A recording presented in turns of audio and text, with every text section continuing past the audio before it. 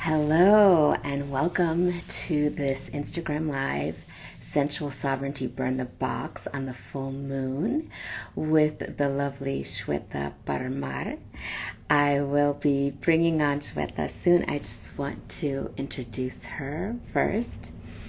So, oh gosh, give me just a moment. Of course, there's always tech stuff. Shweta Parmar's journey has gone from external liberation as a former anti-racism immigrant rights community organizer to an internal one, which began with a diagnosis of a genetic disorder that felt like a death sentence to her.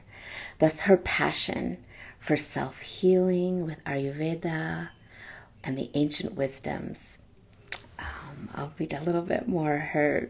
The whole bio is so interesting. As an Ayurveda practitioner and therapist of Gutsier Living, that's her business, she supports wellness freaks and disembodied spiritual seekers who feel they are doing all the right things, but still feel shitty, can't get a grip on life, and excavate the missing links for lasting energy, hormonal harmony, and joyful living. Oh, I just love this. For planetary healing, healing women and birth is key.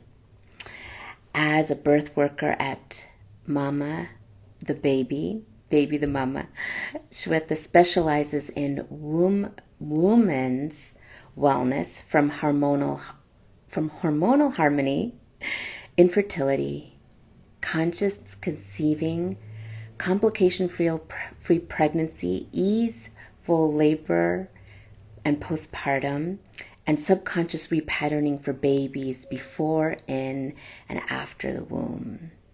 She strongly feels that the root of injustice and war is due to lack of consciousness of the divine creation energy at the individual, community, and society levels.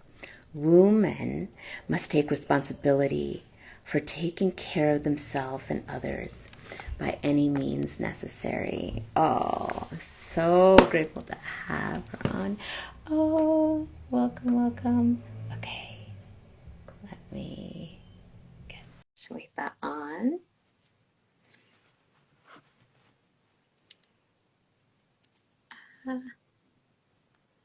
Oh, hey! Hey, Jessica, can you hear me? Yes. Okay, great. We're here. I was like, no tech problems, please. I know. I was the same. I feel like I was stumbling a bit over your beautiful intro. But thank you so much for being here. Yeah, of course. Always wonderful to connect. And, through conversation and connection, we can um, keep on growing, right? And expanding because it starts to trigger different parts of our brain and hearts and other ways. So, yeah. Absolutely. And I just feel here um, wanting to give a little shout out to our teacher, or our coach, or how we met, George Cow, through his space of authentic business and all that. So thanks, George. um, for creating community. I think creating community is so important. So this series, I'll just mention briefly, was all about like breathing life into this idea of sensual sovereignty, which I defined as embodied love, liberation, and the license to expand the expression of our true essence. And then this idea that my first guest had of like burning boxes, like any way that we might feel constricted or constrained, like really breaking free of those. So that's kind of where this all started, and you and I have connected, and I feel like so much that we can talk about that is related to sensual sovereignty, burning boxes, Ayurveda, sensuality in general, all of this. And we had talked a bit about Well, I'm just curious if there's something that's really feeling, welcome everyone, feeling alive for you today. And I know we've talked about some things, so I can bring that in.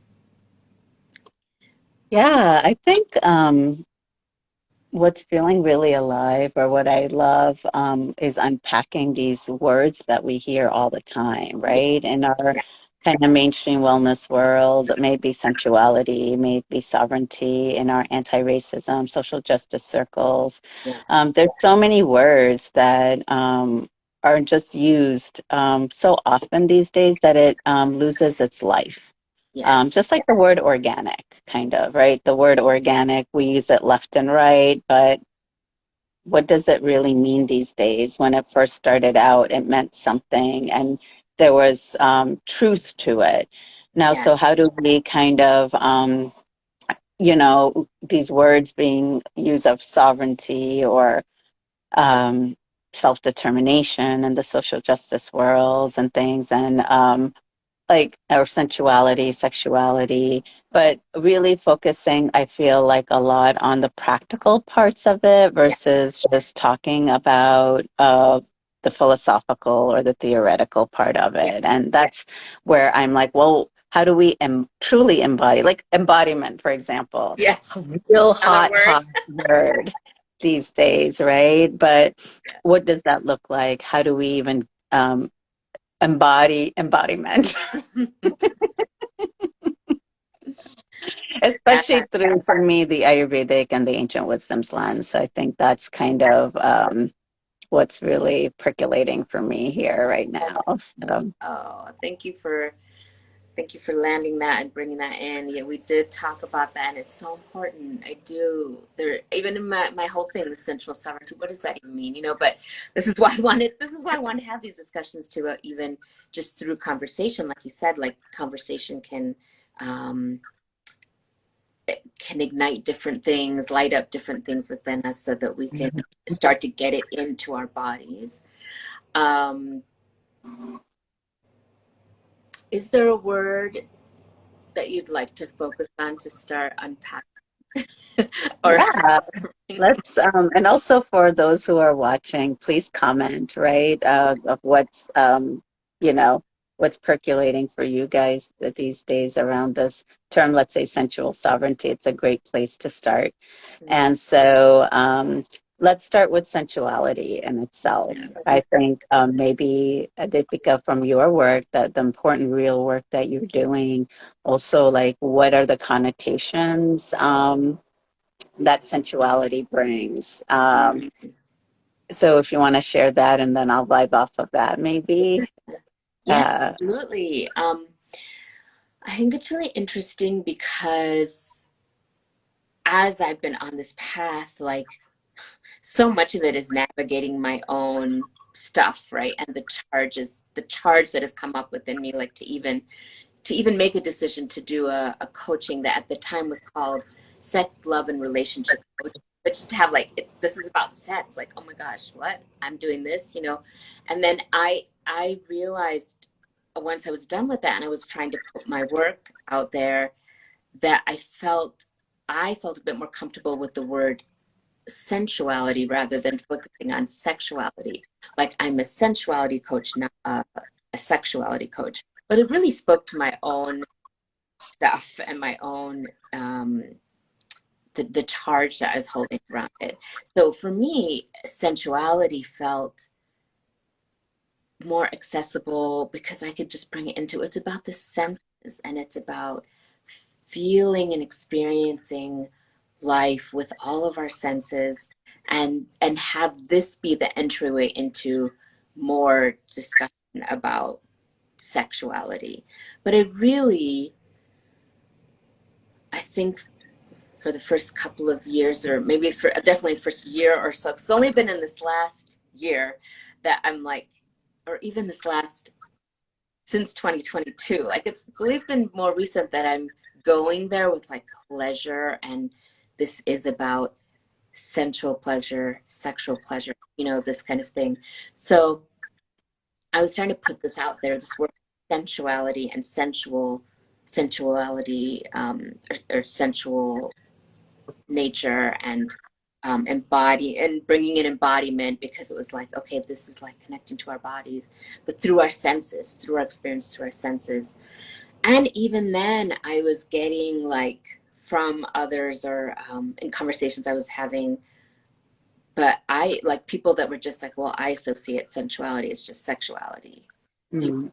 It was even trying to unpack all of that. Like, yes, there's sexuality, there's an aspect of sexuality within sensuality, but there's also just this aspect that really brought me back to what I had been investigating in my learning with Ayurveda, of how we take in life, our experiences, everything through each of our senses, and how that in itself is so powerful to get us connected. So we're not just up here in our Yeah, in our head kind of thinking. yeah, So I see some comments definitely. here too. Um, but yeah. Yeah, no, exactly. And so, with Ayurveda, we're not going to focus a lot on this the what people may know. Of course, this is a perception and assumption on my part, but often find what I find is when people think of Ayurveda, they're just like, oh, what dosha am I, and this or that. And so this conversation, we're just going to kind of step back a little bit, not get into the theory of doshas and things like that, but the sense that we were talking about. Mm, And so here, the beautiful part of Ayurveda is it's very practical. And I think mm, all of our Vedic and Tantric sciences, at the end of the day, it's all about what are various of your conscious actions that you yeah, take in your day to day yeah. that will bring us to this sovereign self, right? So, as a former community activist, I had a very different understanding of, I call it the small s sovereignty, because everything was so based in being free from, um, capitalistic structures or systems. Yeah. May it be money, may it be, um, the patriarchy, the racism, et cetera. It's all of, race, the colors, class. And so, yes, not that this doesn't matter,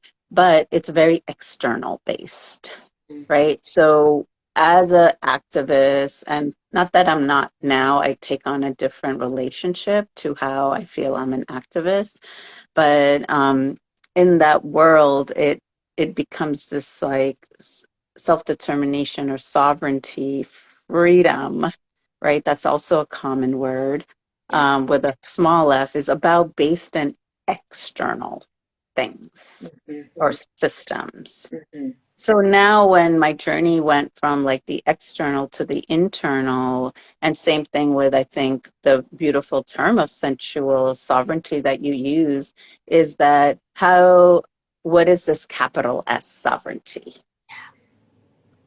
Right. And so when you talk about like getting to the essence of things, what does that even mean? Right. I mean, the essence is about the inwards, going inside and going within. And again, that's also a term we often hear in the spiritual and holistic world, right?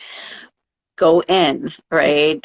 Go in. And now, what role do the senses play in this? mm-hmm. Um, and so, in Ayurveda, right, the focus here is the senses of, we all know, audiences, whoever's listening, if you want to type some of your understanding of what senses are, but at a fundamental level, right, sense of smell, there's a sense of taste, there is sight, seeing, hearing, and touch. These are the five senses which are connected to the five elements of nature, which is called the Panch Mahabhutas.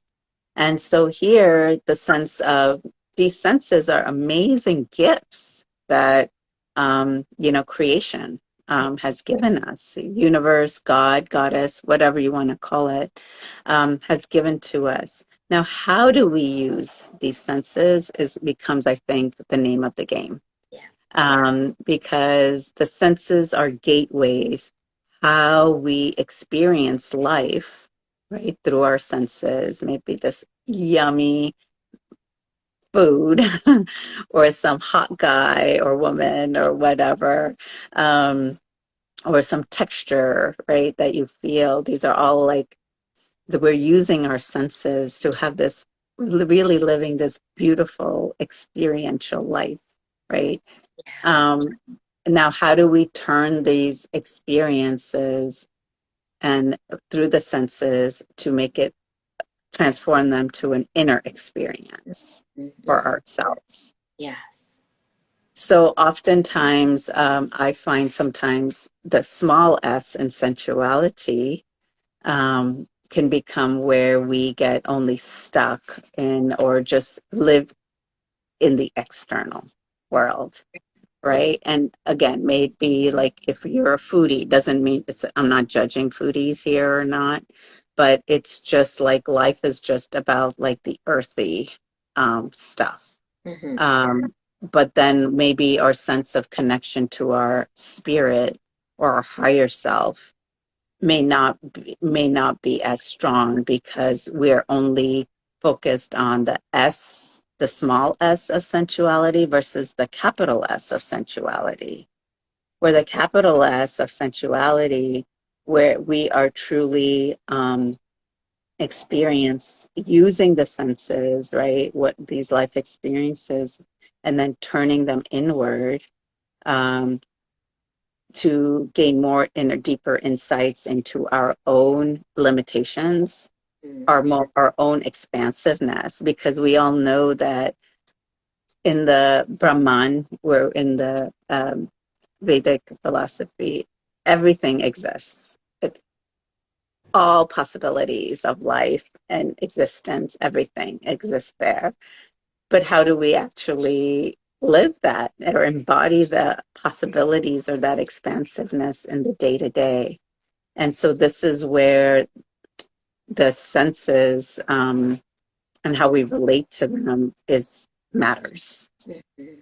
Does that make? I'm going to just pause here before I move on, uh, just to kind of clarify or uh, before I move on to kind of like make it and get a little bit more practical of at least how I've experienced or what I practice or share with others. Yeah. Yeah. Yeah. I'm following you. Anyone has any questions or anything? I do have a couple, there's a couple of questions here I wanted to come on later, but yeah.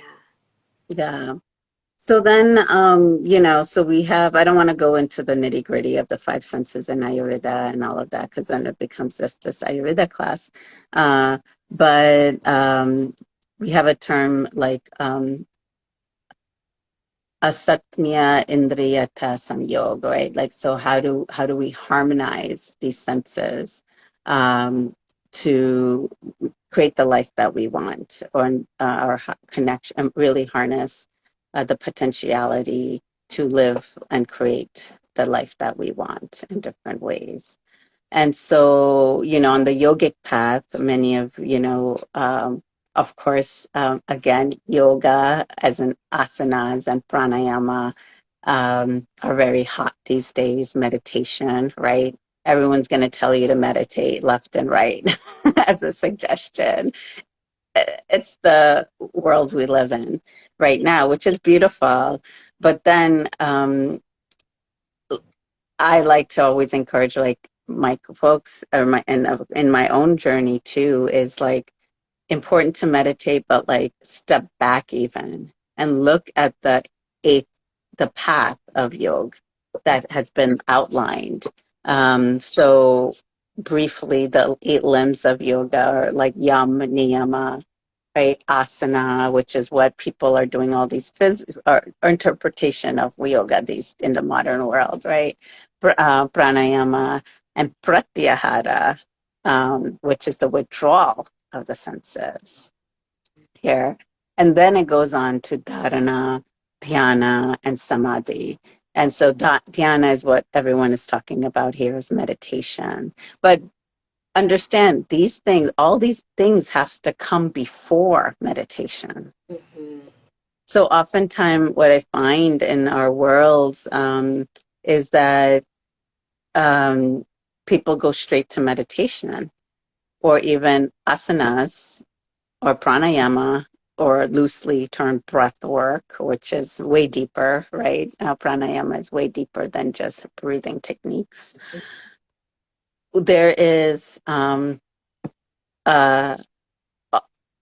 there's pratyahara after that. So just related to the senses here is withdrawal of the senses. And so does that mean you withdraw, meaning you go into like a retreat or a cave or a cabin in the woods? No, right? That's not what it's yoga is saying to basically use your discretion um, to discern, right? Like you have an amazing fudge brownie staring right at you, and you're on an Ayurvedic cleanse or a no sugar diet, which is a more general common diet these days, right? No sugar, let's say, keep it simple. And this brownie is like completely staring at you, sight wise, taste, all these secretions are happening, right? In the body and this through the senses and everything. And it's so creamy looking. It's calling to It's a very sensual piece of food, right? So now pratyahara, right? It's like, are you going to react by just being like, oh, I just got to have it, you know? Or are we going to pause and then understand maybe the why of what's, or just observe and be aware what's coming up in yes, that moment? So there, one path is you just go for it, right? And then you're just going to enjoy it, which is no judgment. That's what it's calling, get it done, yeah, right? At least it's done. You get it done, like it's not lingering. yeah, Or you can cultivate a practice of pratyahara, withdrawal of the senses of like, hey, let me pause, have some discretion around this, yes, and maybe soften it up and having that awareness so that maybe that strong, the where the senses take over versus the true self. Um, when the senses are in power, your will or your desire of or intention of being clean or being on this no sugar kind of is weakened, right? When the senses are leading right, constantly. So this is what pratyahara is, like the withdrawal of the senses where they're not in power as much, because as we cultivate this kind of pause and asking ourselves and just being aware of what's going on in our thoughts and our emotions, it'll weaken the sense a little bit, that sense of taste or whatever's happening there, or all the senses actually, just kind of start to take a little bit more of a back seat. So we're not getting rid of anything because they serve a purpose. They have a dharma too, and they're gifts of the creation. So, but how are we using them, or how are we relating to them is important. yes. Yeah. It's so important. Yeah, it goes so deep, this idea of senses, and then how does that relate to what are kind of like what's coming to me is like higher self, or what we are deeply desiring, what our larger intentions are, so that we can have delayed gratification. We can like either eat that brownie and just act on the craving, or the like, oh, I want this, or it's here it is. Or we can kind of step back, discern, and get aligned with like what is our actual deeper intention. Can we act in that manner, serve in that manner?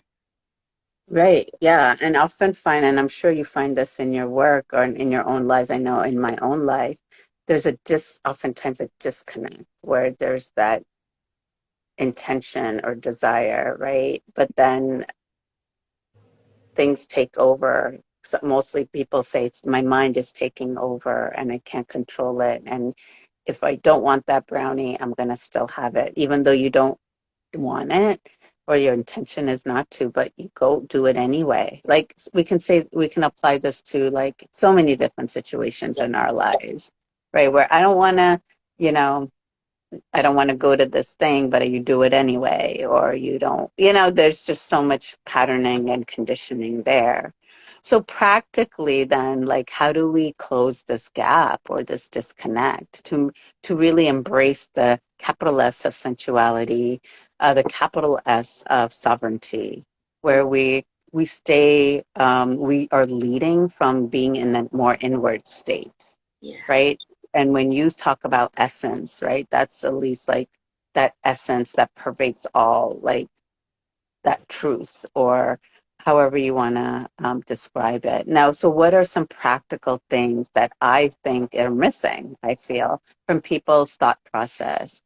Because oftentimes it's not about a right thought process or a wrong thought process, but I find that the Ayurveda and the ancient wisdoms give a very practical approach, which is number one, through dinacharya, for example.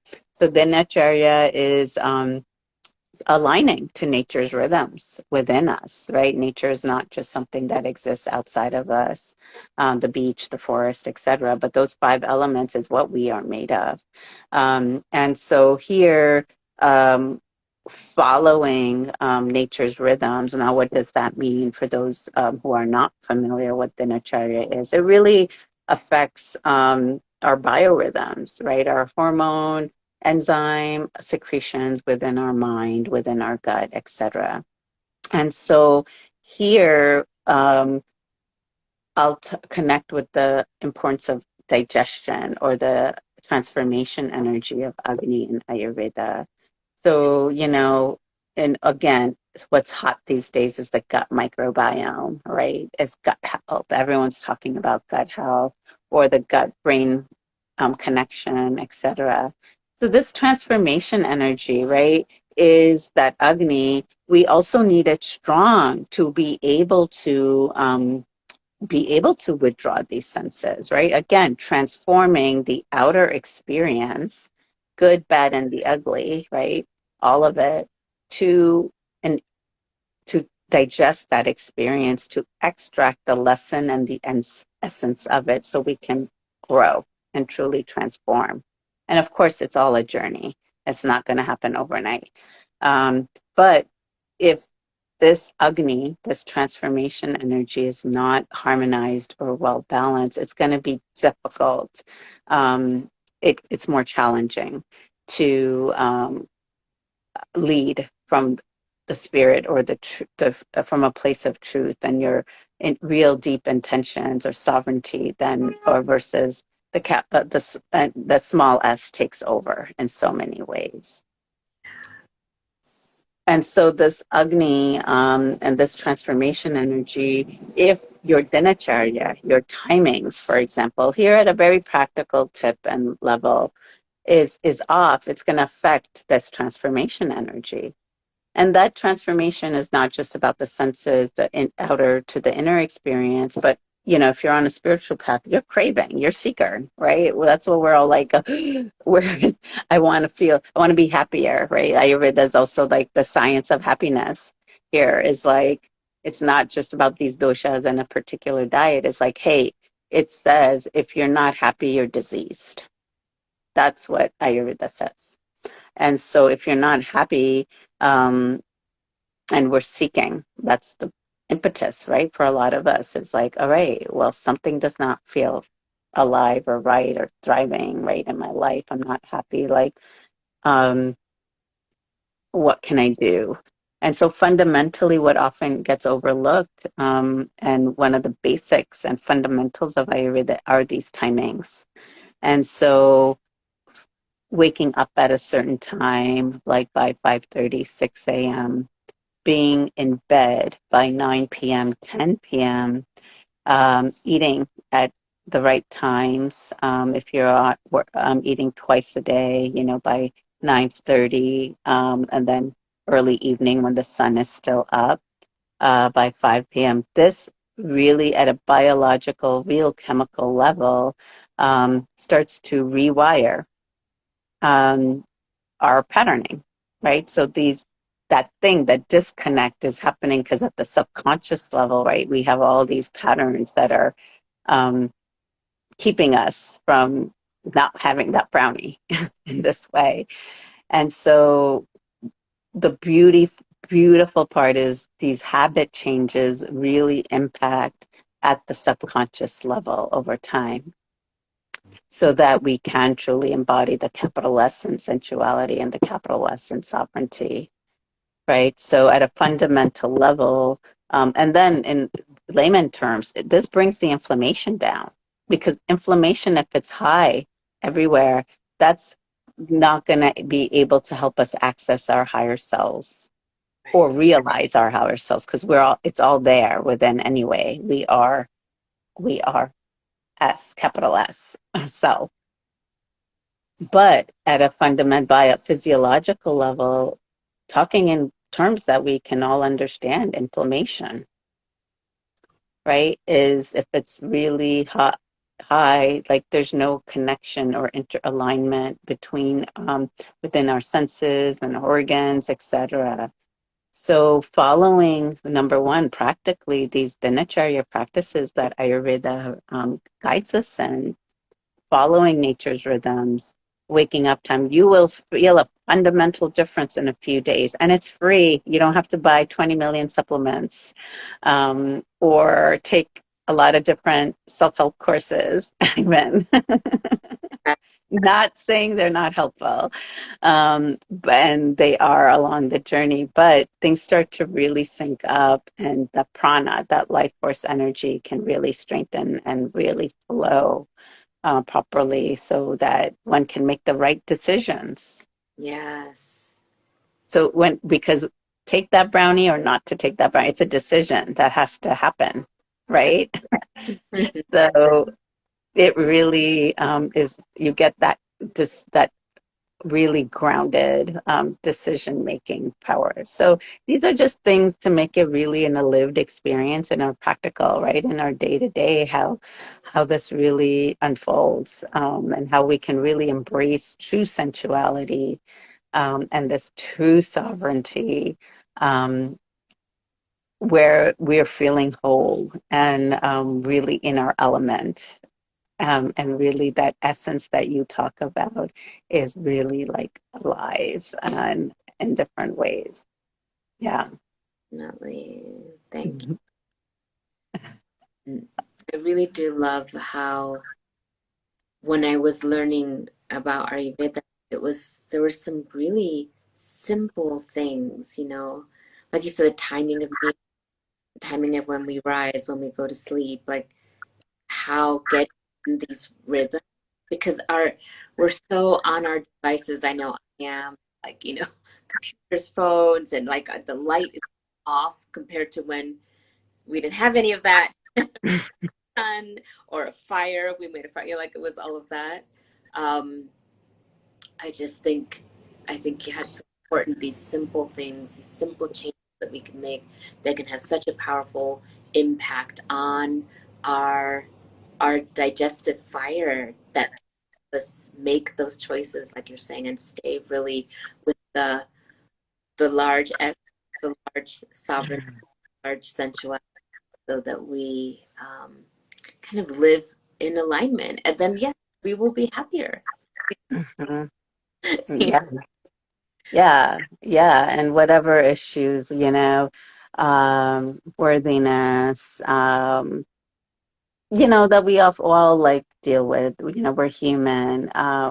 We don't stay in the stories as much, right? And things. And it's a journey for sure, lack of worthiness or confidence or whatever with the mind, stuff comes up. Trauma, Yeah, right? We're able to like be like, okay, what happened.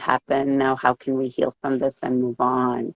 Because that's all we can do is continue to, create the life we want in different ways. yeah, And so, versus just like trauma, right? Like that's what the embodiment practices. That's what's we're also common and hot these days is trauma healing and Yes. embodiment. And that's why I just want to like can't emphasize enough that this dinacharya practices are so key. And they're free. You know, that if one implements them, it's just so like deeply healing and life changing, like literally. Yeah. And embodiment, you're embodying, you feel the differences um, in your body in so many ways. Mhm. Yeah. Yeah. Um, I think another practical thing that I think that enhances sensuality and sensual sovereignty is another practical thing is actually not multitasking. Oh, yeah, that's huge. Also free.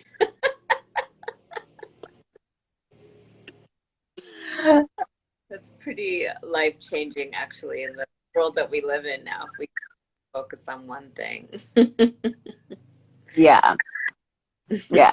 And I don't know, and I don't like look for studies and don't research studies and all of that much, but um again, going back to the senses, right? Multitasking. I mean, our energy is just being pulled in 20 million things. Um, those are privileged to be on a computer a lot and things, or in our thoughts, what project, what task list, what project am I working on? What is coming up? Like that constant Hmm. flood of tasks and you hop from one task to another or to another. So that lack of focus can be really draining and really weaken our pratyahara, that ability to withdraw from the senses and things like that to really feel, Yes. enhance that prana and that sensuality, that life force energy within Mm. um, to create again the happy life that we want in this way. So yeah, sometimes I mean people who are watching or listening, I'm not sure like, people might be like, oh, it might be this talk might be around like directly around um sexuality and other things, but that again here, let's then now make the connection, this prana and other things going to women's like our sense of sensuality or sexuality is focused on these again these secretions, these hormone secretions, um, the state, the quality of our menses, the quality of our eggs. When my teachers, Dr. Sumit is always talking about ovarian intelligence, and you lead from that. If that egg is so powerful, egg chooses only one sperm out of trillions. That's how powerful the egg and women are, right? Yeah. So if we can harness and really take care of our health, like through these dinacharya practices, really harmonize our hormones in Mm. this way, then again, we are really giving life to capital S, capital S, Mm. Mm. sovereignty and sensuality. Mm. Yeah. I'm so glad you brought up because I was hoping to talk a little bit more. I think for anyone who's watching this now or watch it later, to understand a little bit more, I have through you been introduced to Sumit, heard just a little bit. I so much he's a just he has a wealth of wisdom to share. But I think for anyone watching this to understand a bit more about how the importance of our egg health. We're not conditioned. I mean, it's just like not something that was ever. And I went even medical school and all. No, it's never that potency and the wisdom that's there and the the importance of taking care of our eggs because of what they hold for us in our life. Yeah, I mean, it's creation. I've mentioned creation a couple of times. That divinity, right? Or divine, everyone's talking about divine feminine energy. And so, but again, how does this just, how do we bring these terms to life where we truly, it's creative force, right? It's at a fundamental level, the egg, it's about reproduction, right? And so fertility, but then giving birth to not just another human being, but an idea or a project, a business, right? That creative force energy that will um, really open or support us in accessing or realizing, I don't like the word access much, but realizing what is there already is that complete high potential, all possibilities that already are there. And we just have to XYZ simple practices in Ayurveda to really harness them in different ways. So this divine feminine energy or Shakti, everyone's talking about Shakti, another common, Yeah. right, phenomena when people are really like, oh, how do I harness this or this Kundalini energy, etc. Um, but that will all come when, at the basis, when some of these simple daily habits are embraced in life, where things start to open up more, Mm. and that these simple practices then affect again the quality of our eggs, our creative force, what we're birthing, the clarity that is needed, the discernment that is needed, the discretion, like all of that gets strengthened um, on this journey more, so that we can just not live in our bodies, and that there is something more beyond that. It's the and, or it doesn't stop at that amazing yummy brownie, but there's something more to life than just that brownie. So it's not avoiding or ignoring it, but there's this whole nother amazing cosmic and world that we can ignite within us. So beautiful. I'm just thinking about the potency of the egg and the potential that every egg has, Mm. of that creative force within us, this life force within us. Um, and you mentioned a bit about dinacharya. We were talking about rhythm. I mean, like you said, these are just the simple things that they can have such an impact of when we rise, when we sleep, when we're eating. Are there any other? I know there's, but if there's any, are there any other examples that come to mind that um, someone could take to be like, yeah, this is a change I could look into or try to make? Yeah, so the other thing is being aware of, well, like I talked about the multitasking, right? Because it's quite draining and things like that, practically. So the other thing is, really, all women, I feel, should have black sesame seeds in their diet, which is really helps to kind of, of course, you want to see a Ayurvedic doctor or practitioner to get on a plan, to again look at what elements, like kind of have a deeper assessment of your mind and body constitution, the state of your Agni, etc., to really uh, reestablish and reset the cellular and the um, intelligence of your whole system, because it's all there. Everything is a cosmic science. They all know what to do, right? That's involuntary. We're not telling our mind to breathe or how the heart is pumping or the brain or the eggs. They do what they do. But what we do have control over is our habits. Are we creating a, a really beautiful conditions for everything to thrive in, right? So just like, one might set up a beautiful home, right? Or your desk space for optimal productivity, Mm-hmm. right? Like a really clean space or your altar, right? But then the body is an altar. So how are we creating the conditions to keep everything optimal inside of us, right? Working. So for that intelligence and God or goddess to, um, for us to be like not dense enough to like really realize that already exists and really embody the goddess, right? Within us already. And so, yeah, like, for example, like integrating black sesame seeds into your diet, really beautifully hormonal, really wonderful to harmonize some hormones.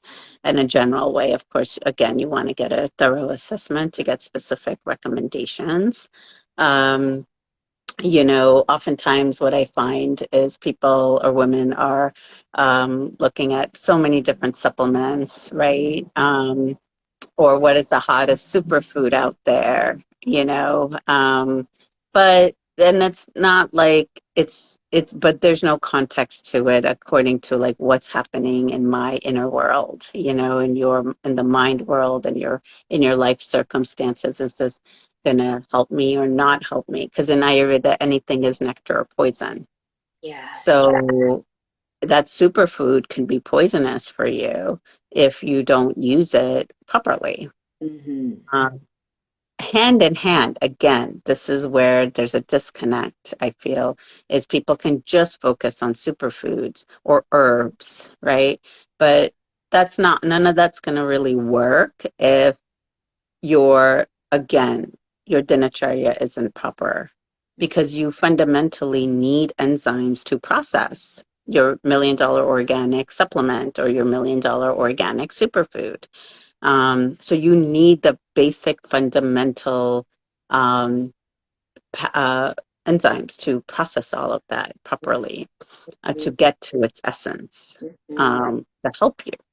Yes. It would be biologically, physiologically, mentally, emotionally, all of it. So we need to clear that gunk up that's causing the gunk, the stickiness, or the blockages or the limitations, right? However you want to describe it, it's all a lot of it. It's the same, and so really looking at like having the lens of that holistic thinking that Ayurveda and ancient wisdoms provides is you just cannot do clean eating. Yeah. You have to follow the timings at the same time for things to work and sync up properly. So oftentimes people are just focused on, I just want to focus on subconscious repatterning. But how is that subconscious repatterning going to happen if your, um, again, your yama and niyamas are not thought about on the yogic path, or there's so much inflammation, or the people just focus on clean eating, right? But then they don't look at if they're sleeping at 3 a.m., it's just counterproductive because you're causing more inflammation, but you're clean eating. But clean eating, even though you're eating clean, it's still causing inflammation. So people stay in this kind of loop, right? Like these circles. And that's what the most of the folks I work with is like they're all been on the path for some time, but they're like, damn, like I'm doing this, I'm doing that, but like I still feel shitty or crappy, right? Or I'm not moving. I feel still stuck, in this life. And oftentimes it's just things aren't being integrated properly. Mm-hmm. And it's very simple ways. Mm-hmm. Yeah. So I would say again, as a summary of like just focusing on your relation, if how you're truly living holistically, Mm, right? Like reflecting on like, okay, what are the good things, amazing things I think I'm doing to myself with myself, right? Maybe even something like, when it comes to sensuality, right? Like yoni eggs are a very popular practice. Um, in the things that, again, no judgment if it's good or bad, but if it's not hand in hand dealt with good diet and lifestyle habits, that can possibly create more heat in the body and affect the direction of the vayus, the flow of the like again, there's this whole science in Ayurveda, but these flow of energies that can cause disease yes. more, right? So oftentimes, people are just in this linear mode of like, oh, this Dr. Oz or Oprah said this is good for me, or whatever celebrity or influencer, so I'm going to try it. And it is, people are seeking. So naturally, the impulse is going to be like, I want to do something good for myself. Absolutely. Yeah, like that's natural. But now we have to think a bit deeper of like, well, how is this connected then to other things I'm doing in my life? So I would say, not just listing out bad habits or like even the good practices that you have, Mhm. right? Really contemplating and listing like on, all right, what is all the good stuff I'm doing? What can be tweaked, but how is it then? Is it really helping me or not? Yeah.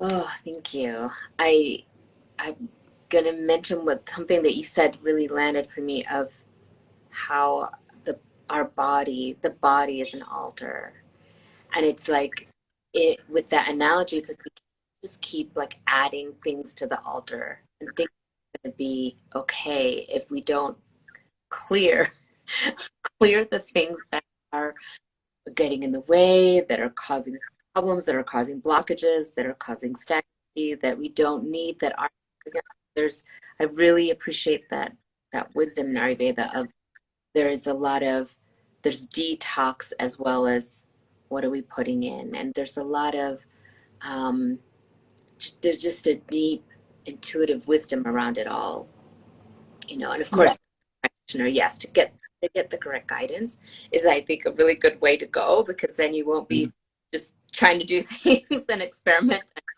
But that clearing is so important, along with choosing and being discerning of like a few practices. I think we also can easily get so overwhelmed. I'm gonna, be doing this like running every day and then eating all these 10 different superfoods or whatever it is. And it's like, it's a lot. That's a lot of change, and it's a lot for the body.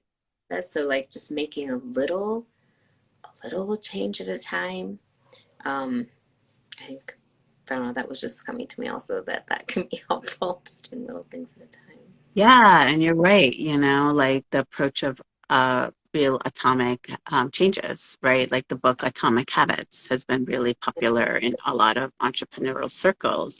And I completely am so glad that book exists and people read it because, what we think, I often say is like, we feel big. People are always like, what can I do? And even on starting of my own journey, like I would always like almost demand from my teachers, like, give me something that doesn't feel, we want something big, right? Like of a practice or um, it does have to feel or big mentally, it Yeah. feels more substantial, but the power lies in these consistent, small, bite-sized changes that we do. Just like brushing your teeth. We don't even think about it anymore. You just do it. You don't just do brush your teeth here and there. That's not going to be healthy at all. So like that, and charging our phone, we're wonderful. We're on it when it comes to charging our devices, right? Laptop, or you were checking in constantly on the number percentage of the batteries, right, on our phone and things. But similarly, are we checking in on the percentage of our prana? Um, or this life force energy, that electricity that runs through all of our systems and connects us and again ignites us. that sensuality and that sovereignty, right? In this way. So I totally agree, like bite-sized, small habits. You don't have to do, and again, and also you don't have to do it all. Often find people think they have to do, they feel more better if they think they had doing this, they're doing this, a little bit of this. And it's just like, it doesn't matter if you're feeling overwhelmed, it's a waste, right? Or if it's not consistent, it's a waste of energy. And so, just start with like one thing. And of course, as an Ayurvedic practitioner and snob, I like to call myself, simply start with, sleeping um, earlier, which is often it's like an epidemic of sleeping late, right? Um, and that will naturally affect your waking up time too. Mm-hmm.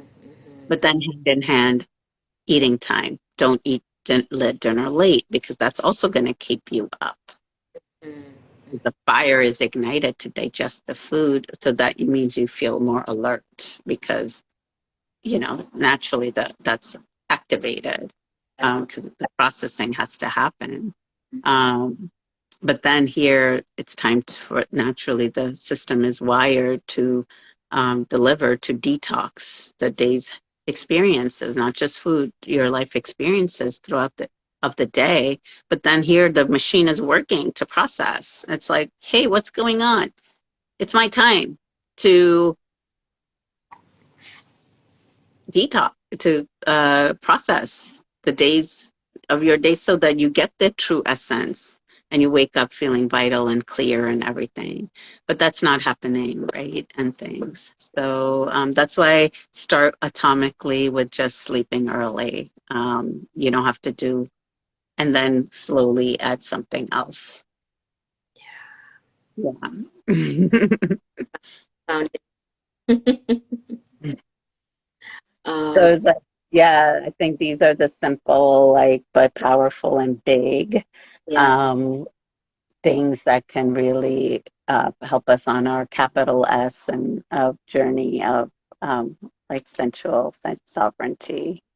Yeah. I do want to hear, I want people to know how to find you and everything, but just before that, I just wonder if there's anything that you feel like wants to be shared that we haven't covered today. Like, Gosh, well, so much.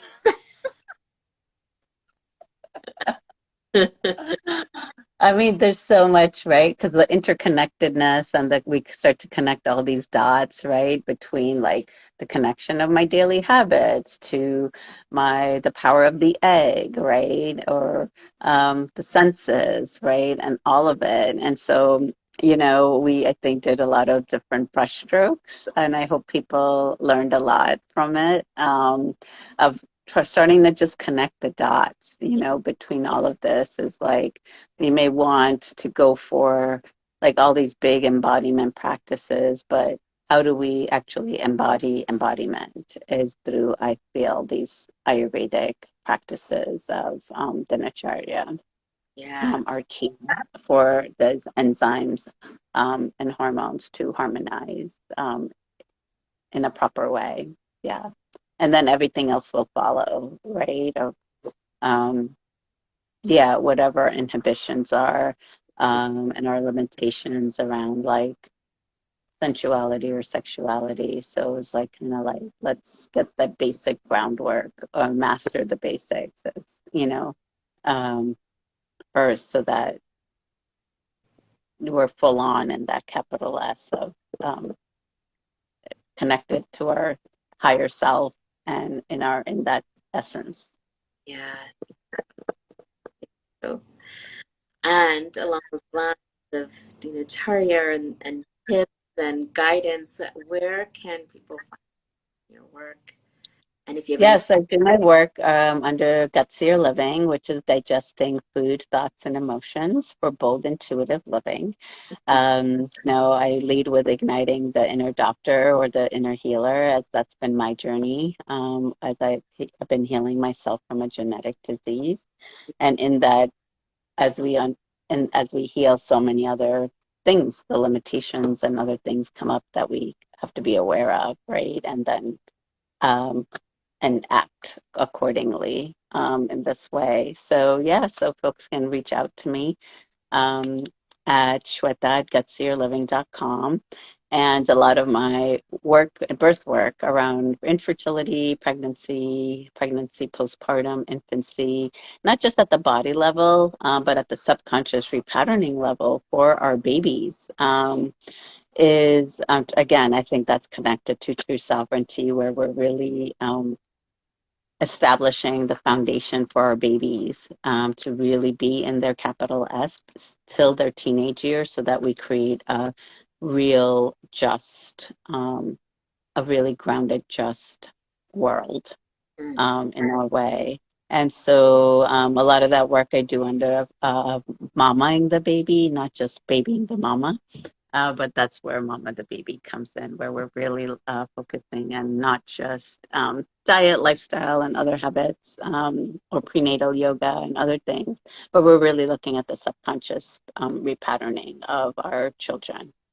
Um, and so, again, same email, Shweta at gutsierliving.com. Or you can find me on here at the IG, Shweta.Parmar.Ayurveda, or at the handle of Gutsier Living as well, or on Facebook. So, and message me there. Yeah. Thank you so Thank you, Deepika. Yeah, thank you for all the work that you do, and thank you for yeah, connecting and having this conversation. much. Oh, it's so good. I'm so glad we got to have it. And we've been trying to have it for a while, so I feel Yeah. like it's full moon and it's fall and it's time for like, yeah, change. Change is in the air. Yeah, good time, right? Right. Also, we're in a time on the Vedic calendar, Pitru Paksha, which started today. Starts yesterday, today, depending on where in the world you are, and the ancestors are closer to the earth plane.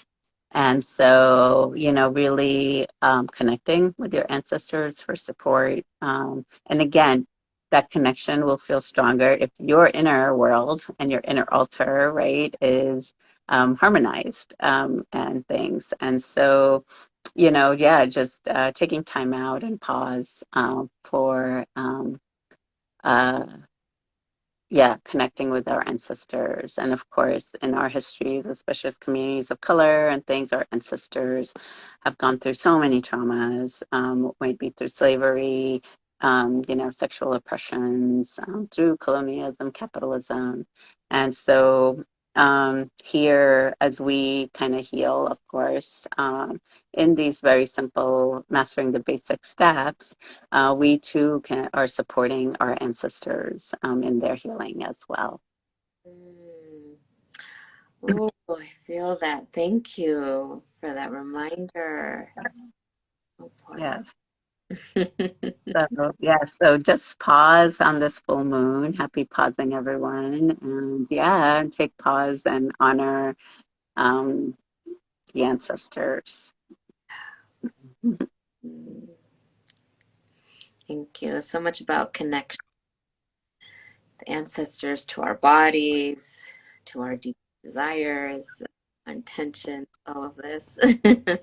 Yeah, and those limitations, right, from the ancestors are karmically, as people know, like they continue on into our lives. So all we can do is be accept where we're at, right? And then continue to take various actions to um, heal ourselves. And those actions are like so many different these habit changes that can really rewire us.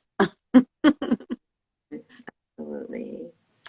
Oh, thank you so much. Thank you, Sonali. So um, yes, that we'll be in touch. And yeah, thank you everybody for listening, and love to hear other comments that or any questions that you may have as well. So I'll post it and I'll make sure I share it so you can easily post it as well. great. Thank you. Bye. Great. Bye.